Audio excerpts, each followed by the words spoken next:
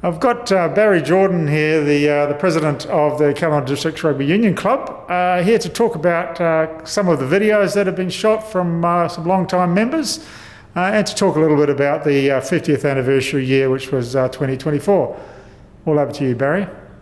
Thanks, Rob. I just thought I wanted to take a bit of time to talk about obviously the 50th anniversary, but also something we came up with. It was mainly Graham England was probably the one who put the idea in my head to do some videos of some of our life members, long-time members, different people from around the club, to get their stories from the years, because we as a club we probably haven't kept our history going as well as we could. So I just wanted to get it down so that we could all look back on some of the stories.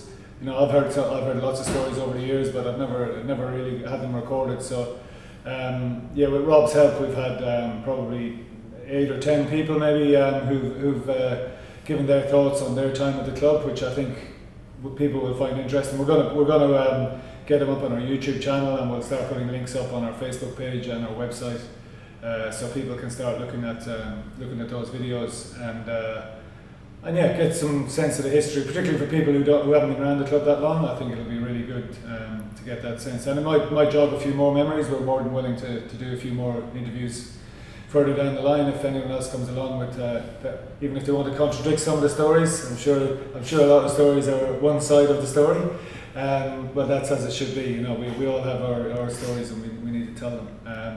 Then just looking back on our 50th year, it kicked off.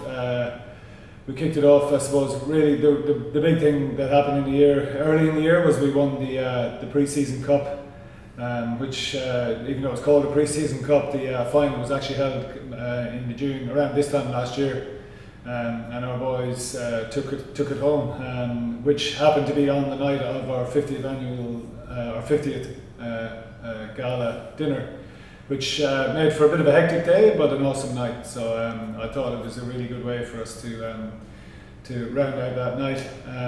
Then we had later on in the year, we had our I think it was our final home game. We played in heritage jerseys, the old something similar to the original Southern Suburbs and Districts tops, which were all red, which I think the boys, it was pretty warm that day, so I think they weren't really that thankful of us doing it, but I think everyone agreed it was a really good look. And we happened to have Tom Robinson, the Wallaby, make his debut for us that day, which there was a lot of photos going around of him in that jersey, and it was an awesome, I thought it made for a really good bookmark on the year. We had our annual dinner at the end of the year just to round things out. All in all, it was an awesome year. I think everyone enjoyed it. We saw a lot of old faces reconnect with the club a wee bit, and we'd love to see them all stick around for the next 50. And that's probably about it from me. And Barry, there was quite a few people involved in various aspects of the year. Obviously, people pulled out the stops in all directions to kind of make it happen, like they always do. But it just seemed like there were more and many, and they were coming from everywhere last year. There was a lot of support for the club. There was obviously the committee members. There was a lot of work done from the committee, but also from a lot of people stepped back in and helped out just in small roles around the club, just little things helping us with organising different things. I'm afraid to start naming names because I'm gonna forget, but I suppose that a few people that really did a lot of work around the events. Charlie Stevenson did a huge amount of work around the events with our planning and organising and just gathering everyone together. I've mentioned Graham before, but Graham did a lot of work with me over it was his real focus on the 50th that probably pushed me on probably not the greatest. Graham English. Graham England, yeah. England, sorry. I'm not the greatest at looking back. I tend to look forward. So Graham was good at keeping me focused on. We need to recognise our history. So and then Trevor Cook was a big help. Just with some trying to fill in some of the blanks we had over the of years. So he with some of the old Cala legends, we worked on a lot of stuff, and then we tried to recognise a few people with. We've started giving out caps for 50 Premier grade games, and blazers for 100. We've got really good records probably for the last 6 or 8 years. There's a bit sketchy for a couple of years before that, and then we have some before that again. But historically, we're struggling a bit with some of the records. So we tried to fill in where we could, where there was really some. We knew there was some people that really needed to be recognised. It's still a work in progress. We're trying to fill in some of those. Trying to give out a few caps and blazers here and there, and just recognise people's contribution to the club. I got at the 50th anniversary ball. I got a few stories about how the club was built. I knew some of the background, but some of the stories about people.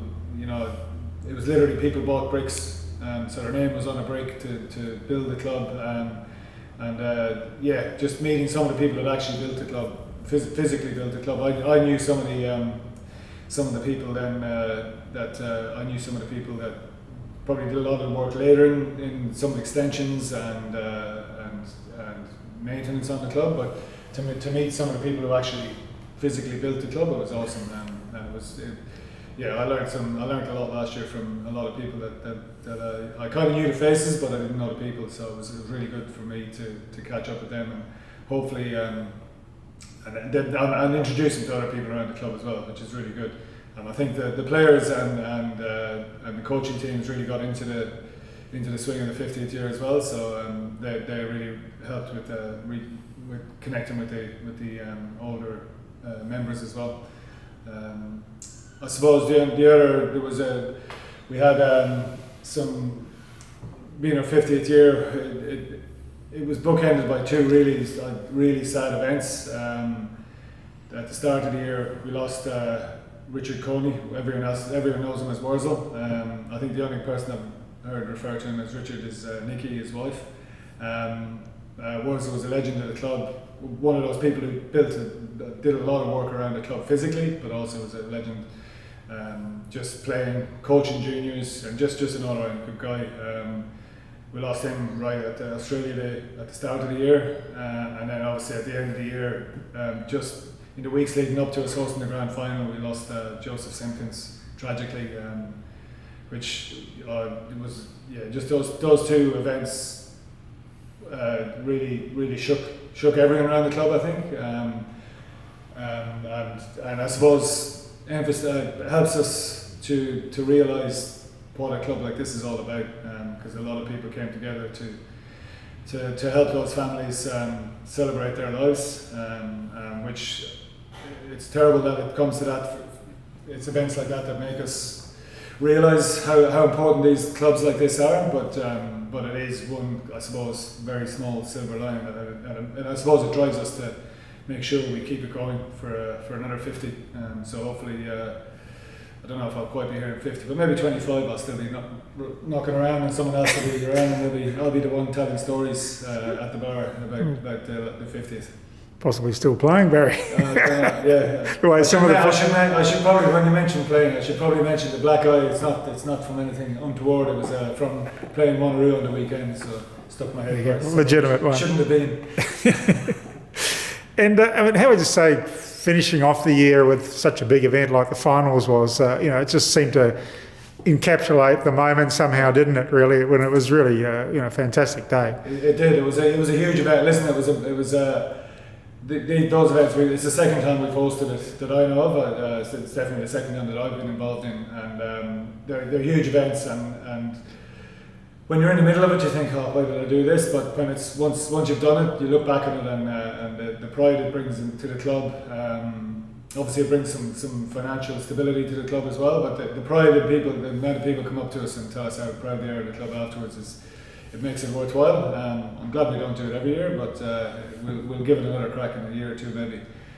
But it was an awesome, to be the 50th anniversary year and to be able to do it. I had told Simon Taylor from Rugby WA before the year even started that we were planning on putting in, and I was going to be pretty upset if we didn't get a crack at it. Good. And he luckily we managed to pull it off. And yeah, it was an awesome day. The sun was shining. everyone was in good mood. Unfortunately, we had one junior team win, and we had another junior team in the final, but unfortunately no senior teams in there. Sorry, we had a fourth grade. We had a fourth grade in there, but they just couldn't pull it out on the day, so they went down in the final. But all in all, it was a massive day. It was a great day for the club. Yeah, unbelievably seamless from where I was, sitting at the main bar. Well, it went really well, actually. It was very well organised, and everyone sort of put in the hard yards and reaped the benefits. Late at night, watching a game of the All Blacks playing on TV. I bent the rules slightly, but not the liquor licensing rules. But we stayed open quite late. Yeah, good night all round. It might look seamless, but I think it was a bit like watching a swan floating down the river. Up above it looks serene, but underneath their legs are going like that. And that's what it felt like on the day. But it's one of those days when all the work comes together, and it's pretty good. The lead up to it is probably harder work than the actual day. You just get into it and you get things done. Even though we did have a burst water main first thing in the morning when I turned up at 5 o'clock. But we managed to get through the day, and everyone was smiling at the end, I think. Probably the only time of the day that you could have got around it. Being any later than that would have been a disaster. Now, Bear, is there anything else you'd like to say about the year and the videos that have been shot, or would like to just say goodbye and let's bring on the rest of the movies? No, that's it. Yeah, basically, it's I'm really looking forward to seeing them up. Seeing people's reactions to them, hopefully get some feedback where people will see the stories and hopefully get in touch with us and they have something to add to it.